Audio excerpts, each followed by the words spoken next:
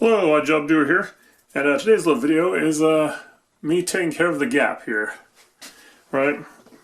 And covering the gap. So what I'm talking about here is that you have a cupboard here, fairly built in. I mean, you can probably move a few screws and the whole thing will come out because you can see the back wall. Right back in there, right?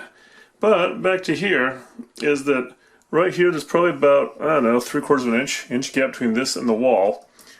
And it actually goes up like so. And then you can see there's a gap there at the top of the cupboard. Goes all the way across the length of it.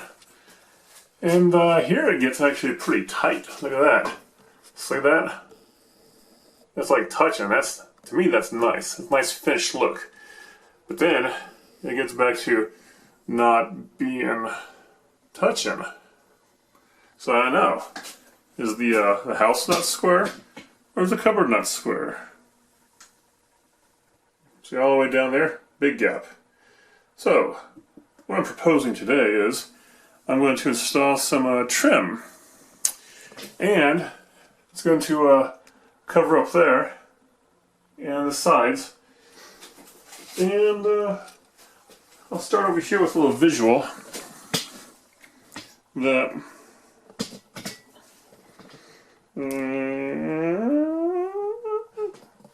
right up like so. I'm going to measure. Okay, because I have here, now you can see it, there's like a little spot where the hinge is going to go back on and doors cover these things up. And so I need to make sure that my trim does not hit the door. But I want it to hit the wall. So I'm just going to slide a little tape measure up like that. And if I go 2.5 inches right to where the hinge is at, so if I do 2.25 inches or so, that'd be pretty good there. If I go at the top here, 2.25 inches should do fine there too. Now that's all said and dandy, but remember, there's this side over here. And this side over here has different ideas, I believe. So right up there we got the hinge. This is the closest part where the wall and the hinge are at on this whole thing. If I slap this up there, that gives me 1 5/8. 5/8 is right to the hinge there. So that's going to be my set. I'm going to actually measure it again here, and it's looking like 1.5 inches, I believe, is a magic number. It's going to go right to the edge of that hinge. And, you know, just double check from the top. 1.5 is definitely going to cover that. And I'll check all around to make sure that 1.5 inches, yeah, is going to cover up all of the gaps on this particular finishing job.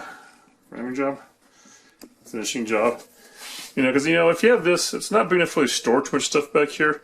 And then you got, you know, the bugs, whatever can be coming out of that, and ants, and you can also, if you remember, I don't know if I taped this thing, if I did a video on painting of this room, but I can see right here that it's not, you can see unfinished part.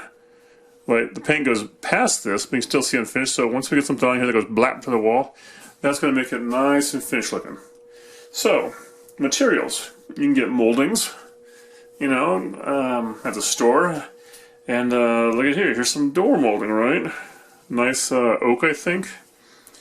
And believe it or not, I'm a recycling type of guy. And there was some floor molding like this here, also used for the doors, but that they had painted white on, and I don't know if I actually sanded it down, so this does seem to have like a little glaze on it, but maybe it's just the way I did it here. But anyways, I digress. So I have this material already in a slight abundance, and That right there is, I think it's 3.5-ish.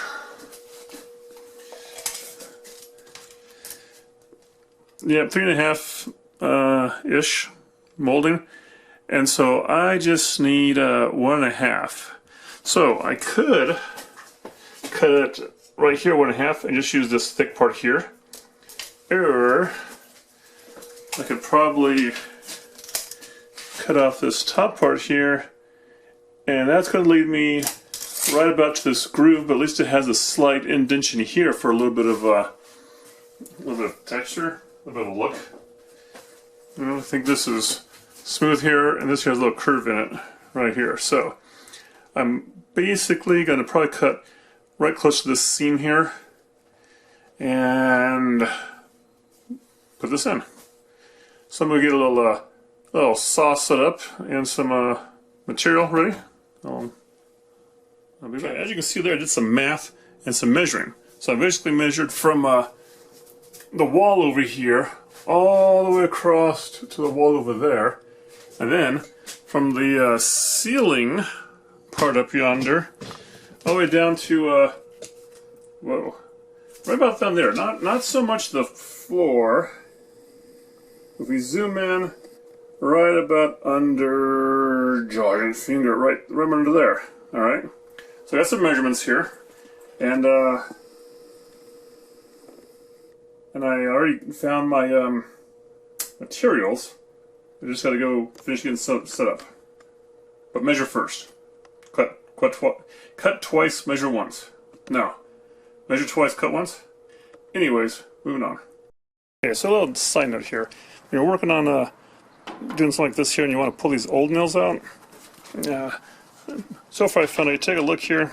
It's you can see the head is right about there. Okay, so if I were to tap this with a hammer or some other blunt item and keep it sturdy and not do that, it's going to go out the other side, right there. And I should just be able to kind of get it and pull it out. You can see it left a little mark on it, right? Oh, now it left a bigger mark. Nailed it. Now, so that'll be fixed with later. Okay, that's one way to do it. Now another way. Let me find another one here because this one here is not so bad.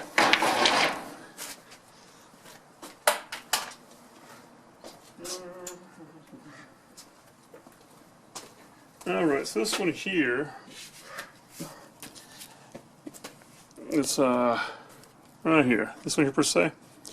This one here doesn't go through. Like, well, I guess it does show a head there. Most of these do, but the way I've had to do this on some of them where they actually set the head underneath the surface, and then bugs, and then had like I did. You set it in here, a different job, and you putty over it, right? Set it in, putty over it, right? Anyways, or if it's your standard wire nails, these are a little bit tougher. But I take these here, a nice good pair of nail nails, and I'll grab it like this, and kind of use ogre strength to turn it and pop it out. And by doing that, look at that. It leaves it no hole there, usually. So I'm going to finish putting out these nails and get a saw ready. Okay, saw one I got here, a chop saw. Got it set up here. I'm going to do about 1/2 inch off just so I can cut off this bevel part. And the end, make sure there's no, I know some of them had like double nails and just sloppy, so I'm going to cut it off, make it flat right here, and then measure what I need down that way from it. And it's a little loud and could be gory, so I'll turn off the camera for this part. Okay, good. Whenever there's wood on this side and no fingers is a good day. So that there's going to go, trash, whatever. And I might point out too that the Sublet I'm using is kind of a thinner, more teeth. The more teeth you have, the smoother the cut should be. You see? Nice and smooth, eh? Alright, so I'll measure down from here to the other side, and I might even add on again another 1/2 inch here. That's going to help me with my bevel cut next, because after this I'm going to put on a, what I'm going to do, I'm going to put on a saw, table saw, just bring it down, and then I'll be back on this chop saw to bevel cut it. And you know what, maybe I don't need that extra. If you're good at beveling, like basically like, you know, you're splicing right here at this pointed edge, you cut it in. If you're good, you don't have to worry about it. If you're not so good, you might just draw a line here, and then let's say if you do 50, 0.50, then 0.225, whatever, 1/4 inch, bring it in, draw a line, then measure from that line down to the other side for your overall length. And then when you go to bevel it, which I'm probably not saying right, miter, get your angle, you can go off of this corner here and not have to go here. But I'm just going to go ahead and try off that corner there. Let's see what happens. Right, anyways, when I measure, I also mark this. This is the top part, because I think it's the longest piece I found, so measure it, bam, and then I'll chop it off again, and then I'll cut the rest of the pieces to their sizes too. So I got the good old table saw out here, and you could use the bandsaw, which would be nice when I use it, but bandsaw has a little issues, so table saw it is. We got this thing here, little measurement thing. Have it on a 1.5, and now I'm going to double check its work. Got me a tape measurer.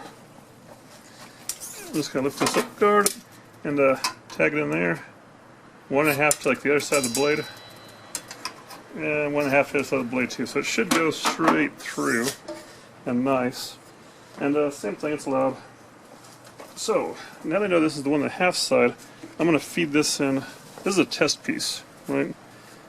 Let me feed in like so.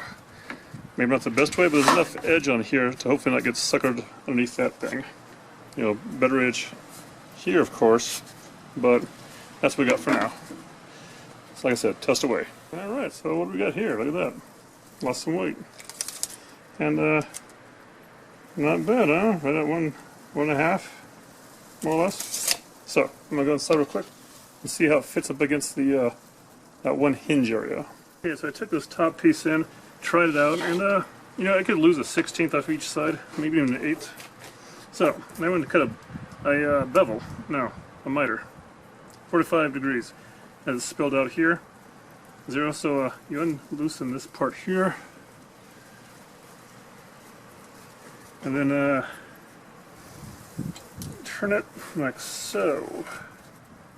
You want your bevel going inwards. That latches in. Right? And then it's basically just like the same chop, only put it to the backboard and slide it over, and you just want maybe like so.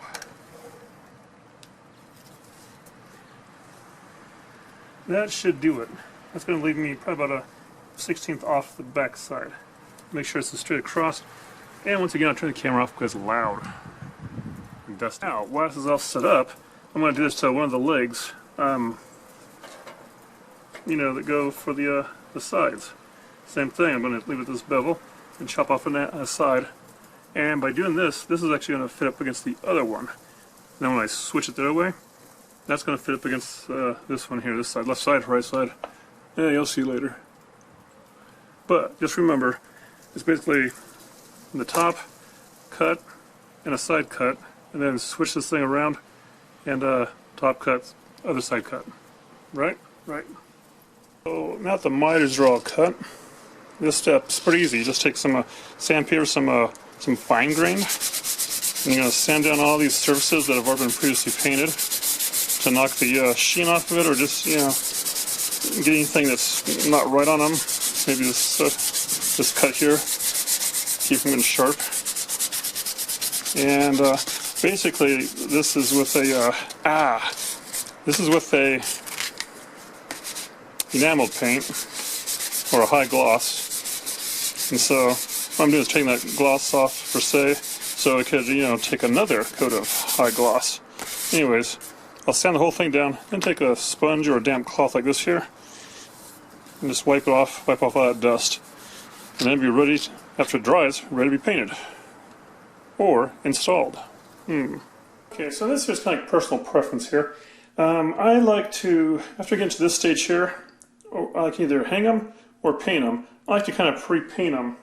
And as you can see there, you can see some of the underlaying wood. So I mixed up some primer. I'm going to heat up some primer. You know, a nice little smooth coat. All the way up and down, all the parts that show. I might use some hole filler on it. I can paint the back side a little bit and the front side for sure, because that's the shown edge right here. The top here and the bottom I'll paint, but the top I will not worry about it. It has the angle, because that's going to have something else done later on to it. And I don't need it primed. And yeah, so if you want, you can paint now, or, well, prime and then paint, or you could go to the hanging part and then paint over at that. Either way. I want to prime some more though. Alright, now I gave it some time for the primer to dry nice and good. And I'm going to use a, this is actually an interior semi-glossy enamel, ultra pure white, which I think is the same thing that was used on the cupboards. So, it's scuff resistant type of thing. I'm just going to go ahead and paint this all sloppily here so it leaks on the floor. But yeah, nice coat of this all over it to refresh it and to, you know, get every place where I sanded before. Try to make it all nice and smooth. Get that edge that's going to be facing the interior of the room. And let it dry. Okay, so the trim is dried now. Give it ample time. And now we're ready to attach it up in here, right? To get rid of the gap. Now, what we can do for that is a finishing nail, something like this, but not so much like that. This here's a big one, right? And I don't know really what this is used to finish, but I also found this one here. Yeah, you see that? A little guy, maybe like 3/4 or so. Has a little bitty head to it. You see that in there? A little bitty head. And so all I gotta do now is get the right hammer for it and just smash it in, right? Well, no. So I thought about this for a while, and I thought, you know what? Maybe I should get my friend, Brad. And so we got here Brad Neller, right? Yeah, my friend. Yeah. And let's go ahead and open her up a little bit. Let's see what's going on inside Brad Neller's world. You push this thing in here, this back thing slides open, and you can see here Brad Neller is already preloaded. Now these here are, I think, 2-inch finishing nails, Brad nails, and no, that'd be horrible to try to put these things up here. I might want to mention that the trim that we're using, even though it's been painting, it's going to go up there, is a hardwood. It's like oak. I'm pretty sure it is oak. And the cupboards right here, that's oak. So you got two hardwoods together. And so I searched and searched and searched and found some little bitty ones, right? And so have it open, just slap them in here. Yeah. And locked and loaded. So that's part one. Now some cautions about these things. This here's pneumatic, works on compressed air. And I always like to have the little plug on it here so nothing, you know, gets in here while I'm not using it. And there's this part up here, this little top hat. That there's where it burps out. Anything left over from driving these nails in. And it swivels so you can have it not facing your face. And, you know, don't face someone else's face. And to go with this, we're going to use some safety spectacles in case it goes crazy. they don't hit you in the eye. I usually like to use a face shield too, because I don't want to, you know, wreck the ravishing looks. But another part of PPE is going to be some earring plugs. And I'm going to use these foam ones here, which is going to be just fine for me. You just kind of crunch them up, you know, roll them up and you shove them in your ear. I do it now, but then I want to be able to hear you guys. So let me get a little, you know, a little bit of stuff going on here. Get the compressor up and running. Earplugs in, and we'll get in position. Okay, I got my hearing protection on, so it might be a little bit loud here. I got my eye protection on. Now, I'm just going to climb up the ladder ever so slightly. I got my molding here. And carefully, without messing up the whole wall, see if we can get into place. Alright. Here we go. Up, up, and away. Now, you have to have like a good image of how much of a gap is here, so you know where you're nailing. You don't just nail that gap. Right? Right. Push it up there. Make sure you're centered.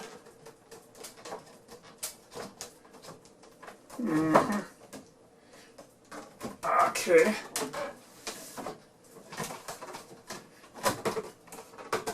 Looking good. Oh, careful. Right. There's one to hold this side over here. And then we'll get another one to hold it over here.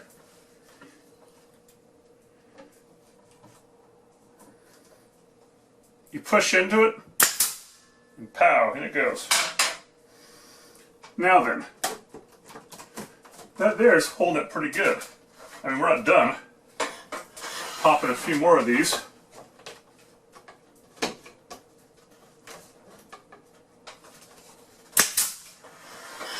And that should do it. I mean, not that, I'll do more, but for right now, I'll staple and get back. Okay, with the top one done, I'm fitting the right leg down here, and you can see it's pretty much up there pretty good at the top. I go back a little bit more to just kind of shove it in butt. The reality of it is down here at the bottom, if I can do this, is way down here. Yeah, way down there. You got the floor molding. I think you guys see what's happening. Right in there. And so, this right here, kick it over a little bit, and you got the floor molding right there, right? Look at the giant finger, oh, too giant. The brown floor molding, right there. So what we're going to do here is make sure this molding here, the white one's pushed all the way up to where it can be. And then I'm going to just mark at the top of this other floor molding, the brown one. Yeah, the brown right there, right at the top on the white one. And yeah, I'll get it marked. Alright, so I've got it marked ever so slightly right there. I followed it around to the back side.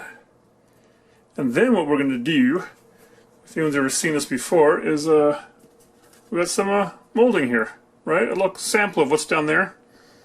And so basically I'm going to line this top notch up here with this part we marked, right? Make sure it's back. Yeah, kind of like this. And then I'm going to, if I only had 4 hands, let's see, bring it right back in here. And then I'm just going to ever so slightly mark this profile along there. And yes, I'll probably readjust it with a bench. But see, you gotta get that little profile. And this, anyways, I think I got the gist of it. Coping saw time. I'm just going to coping saw this part here off. So when this is going in there, it overlaps the other floor molding. And I'll do some little adjustment to both sides. course, I mean, that there looked like it wasn't that much, maybe like a ½ inch or something. I guess I could have just chopped sawed it off, but then it would have looked, in my mind, it would have looked funny. It wouldn't have hung down as far as the cupboard does down there. Ooh, European. Anyways, off to the coping saw. Alright, so I redid this one a little bit here. This one here I just did with the profile and a coping saw, right? And I changed out this blade. This is a newer blade, a much thinner one, so I can do the tighter turns on it. And let's hope it goes well here. Just kind of brace your work. And just cut out that part. Oops.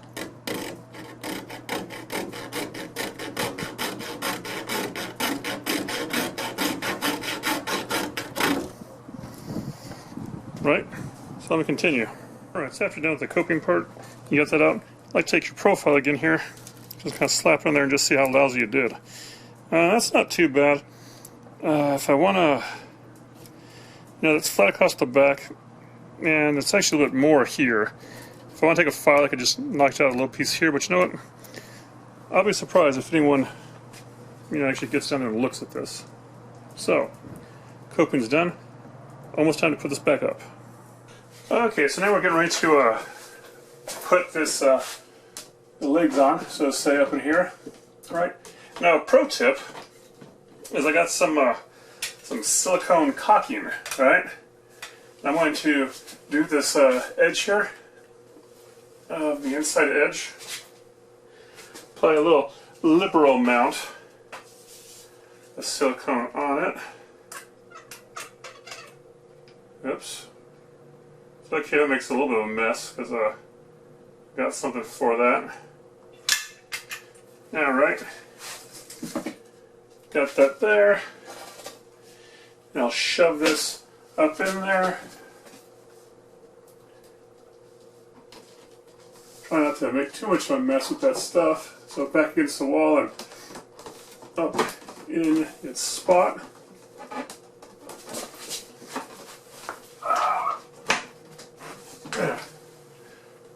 That does it there.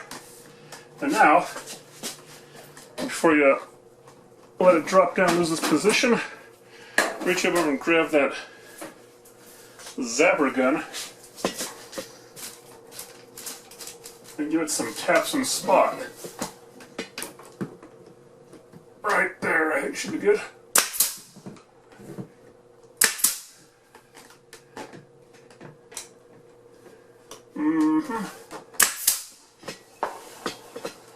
That should hold it. But, yeah. Ooh, a little split in the wood there. I'm not going to cry about it. Alright.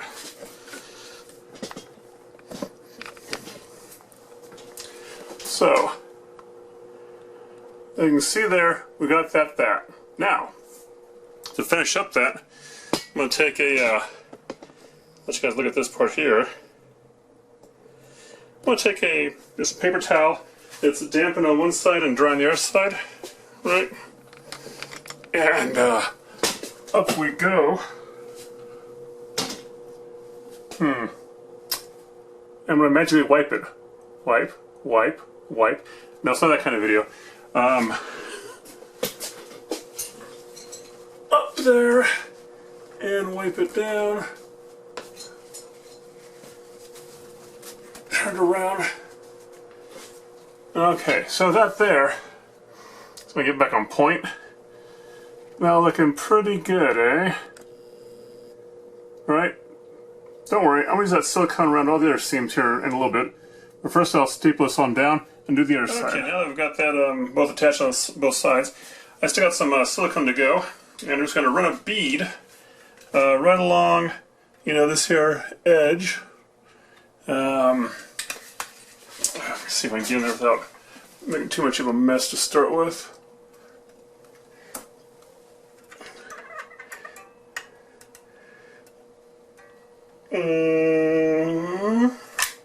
So, I'll do a bead like that. And usually what I do is I'll take a finger and give it a nice little smooth down and make sure it's also packed in there. And the stuff on the finger here, I carry around like a dry paper towel, or one that I've been wiping the sweat of my brow off on, and wipe that finger kind of clean. And then I'm actually going to do right here too, against the wall, that part. Get it in there.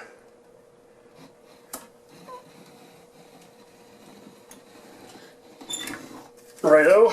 And same thing. Give it a finger if I can get it back in there, which the way that's shaped is a little bit more difficult, but yeah, still got on there. So, a little rag there.